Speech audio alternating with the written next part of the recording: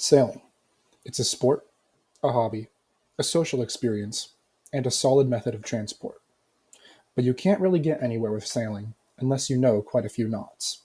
So let me show you three basic knots that are used on sailboats, as well as ships and other vessels. The first and most basic of these knots is a bowline. Bowlines can be used for pretty much everything from towing boats to attaching dock lines. All right, now for the bowline, you will notice that we have two separate sides of a line. The first step is going to be taking this side and making a loop. You can make the loop around your hand so that you get it perfect every time. And you will see that my line is running this way, and the next step is going to be taking the other side of your line, and you're going to come under and through, like a rabbit getting out of its hole. Next, you're going to come around this end that is sticking out. You're going to come around, and now you're going to go over and through that loop, giving you two parallel lines to tighten and this one line at the end. You're going to pull them both at the same time, cinching down so that you have your bowline. And you can tell if you have done your bowline correctly if it looks like a life jacket.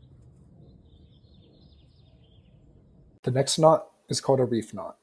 True to its name, the reef knot is used in high wind to tie three or more reefs in the sail, effectively lowering it, as to avoid too much power being put in the sail.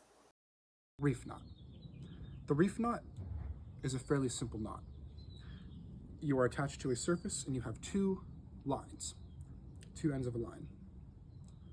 You're going to start by making a loop going right over left, twisting them inwards, and then cinching them down. That is your first loop onto the surface. Next, you're going to do the same thing, but now in the opposite order, going left over right, and doing the same thing. And if you will see, very similar to our bowline, it should look like a life jacket, and that is very tight, not going anywhere. This knot is the clove hitch. Those of you who climb most likely know how to tie a clove hitch. This is another useful and easy to untie knot that comes in handy when you need to quickly attach yourself to a dock and quickly cast off. All right, now for the clove hitch, you're going to be taking this end of the line and you're going to be meeting its running end with the other side of that line. You're going to bring it over the surface you're tying it to, and you will see that it is creating a loop here.